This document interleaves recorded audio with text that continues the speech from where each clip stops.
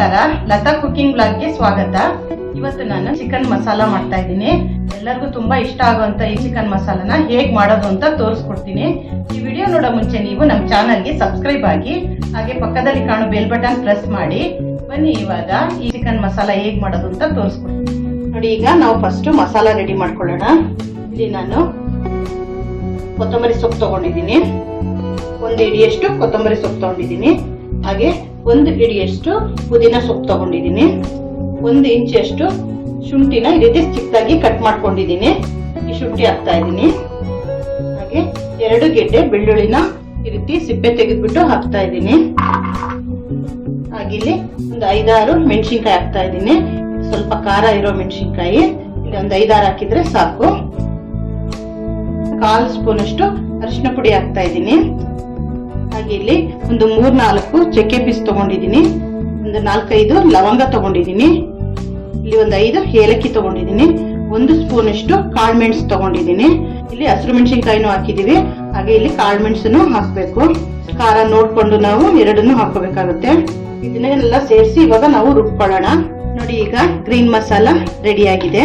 Nice ಆಗಿ ರುಬ್ಕೊಂಡಿದ್ದೀನಿ. ಈಗ ಇದನ್ನ ಎತ್ತಿಟ್ಕೊಳ್ಳೋಣ. ನೋಡಿ, ಈಗ ಸ್ಟವ್ ಮೇಲೆ ಒಂದು ಬಾಣಲೆ ಇಟ್ಕೊಂಡಿದ್ದೀನಿ. ಬಾಣಲೆ ಬಿಸಿ ಆಗಿದೆ. ಇದಕ್ಕೆ 1.5 ಸ್ಪೂನ್ ಅಷ್ಟು ತುಪ್ಪ ಹಾಕ್ತಾ ಇದ್ದೀನಿ. ಹಾಗೆ 1 ಸ್ಪೂನ್ ಅಷ್ಟು ಎಣ್ಣೆ ಹಾಕ್ತೀನಿ. ಎಣ್ಣೆ ತುಪ್ಪ 2 ಬಿಸಿ ಆಗಿದೆ. 2 ಈರುಳ್ಳಿನ ಕಟ್ ಮಾಡಿ ಇಟ್ಕೊಂಡಿದ್ದೀನಿ. ಈ ಈರುಳ್ಳಿನ ಹಾಕ್ತಾ ಇದ್ದೀನಿ. ಈರುಳ್ಳಿಯ ಹಸಿ ವಾಸನೆ ಹೋಗೋವರೆಗೂ ಚೆನ್ನಾಗಿ ಫ್ರೈ ಮಾಡ್ಕೊಳ್ಳೋಣ. ತುಪ್ಪದಲ್ಲಿ ಈರುಳ್ಳಿ ಫ್ರೈ ಆದ್ರೆ ತುಂಬಾ ಚೆನ್ನಾಗಾಗುತ್ತೆ. ಹಾಗಾಗಿ ತುಪ್ಪ ಹಾಕಿದ್ದೀನಿ. ಈಗ ನೋಡಿ, ಈರುಳ್ಳಿ ಚೆನ್ನಾಗಿ ಫ್ರೈ ಆಗಿದೆ. ಈಗ ನಾನಿಲ್ಲಿ 2 ಟೊಮೊಟೊನ ಚಿಕ್ಕದಾಗಿ ಕಟ್ ಮಾಡಿಬಿಟ್ಟು ಹಾಕ್ತಾ ಇದ್ದೀನಿ. ಈರುಳ್ಳಿ ಜೊತೆ ಟೊಮೊಟೊನ ಚೆನ್ನಾಗಿ ಫ್ರೈ ಆಗಲಿ. ಈಗ ಇದಕ್ಕೆ 1/4 ಸ್ಪೂನ್ ಅಷ್ಟು ಅರಿಶಿನ ಪುಡಿ ಹಾಕ್ತಾ ಇದ್ದೀನಿ. ಈಗ ನೋಡಿ, ಈರುಳ್ಳಿ ಟೊಮೊಟೊ ಚೆನ್ನಾಗಿ ಫ್ರೈ ಆಗಿದೆ. ಈಗ ಇದಕ್ಕೆ ಕರಿಬೇವಿನ ಸೊಪ್ಪು ಹಾಕ್ತಾ ಇದ್ದೀನಿ. ಕರಿಬೇವಿನ ಸೊಪ್ಪು ಹಾಕೋದ್ರಿಂದನೂ ಸ್ಮೆಲ್ ಚೆನ್ನಾಗಿ ಬರುತ್ತೆ. ಈಗ ನೋಡಿ, ತೊಳೆದಿಟ್ಕೊಂಡಿರೋಂಥ ಚಿಕನ್ ಹಾಕ್ತಾ ಇದ್ದೀನಿ. ಇದು 1.5 kg ಅಷ್ಟಿದೆ. ಈಗ ಚಿಕನ್ನ ಚೆನ್ನಾಗಿ ಫ್ರೈ ಮಾಡ್ಕೋಬೇಕು. ಚಿಕನ್ ಈ ಒಗ್ಗರಣೆ ಅಂದ್ರೆ ಚೆನ್ನಾಗಿ ಬೇಯಬೇಕು. ಆಗ ಚಿಕನ್ ತುಂಬಾ ಚೆನ್ನಾಗಾಗುತ್ತೆ. ಚಿಕನ್ ಫ್ರೈ ಆಗ್ತಾ ಆಗ್ತಾ ನೀರು ಬಿಟ್ಕೊಳ್ಳುತ್ತೆ. ಆ ನೀರೆಲ್ಲ ಹಿಂಗೋಗೋವರೆಗೂ ಚೆನ್ನಾಗಿ ಫ್ರೈ ಮಾಡ್ಕೋಬೇಕು.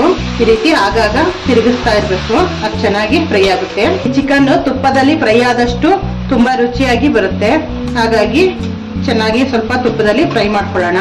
ನಾವಿಲ್ಲಿ ತುಪ್ಪ ಬದಲು ಬೆಣ್ಣೆನೂ ಉಪಯೋಗಿಸ್ಕೊಳ್ಬಹುದು. ಬೆಣ್ಣೆ ಹಾಕಿದ್ರು ಚೆನ್ನಾಗಿರುತ್ತೆ. ಈಗ ಚಿಕನ್ ಅಲ್ಲಿರೋ ನೀರೆಲ್ಲ ಬಿಟ್ಕೊಳ್ತಾ ಇದೆ. ಈ ನೀರೆಲ್ಲ ಚೆನ್ನಾಗಿ ಫ್ರೈ ಆಗ್ಬೇಕು.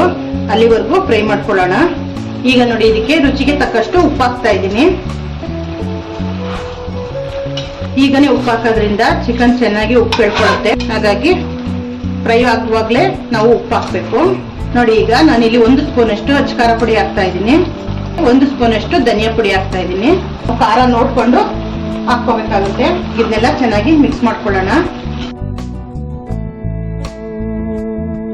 ಈಗ ನೋಡಿ, ರುಬ್ಬಿಟ್ಕೊಂಡಿರುವಂತ ಈ ಗ್ರೀನ್ ಮಸಾಲ ಹಾಕ್ತಾ ಇದ್ದೀನಿ.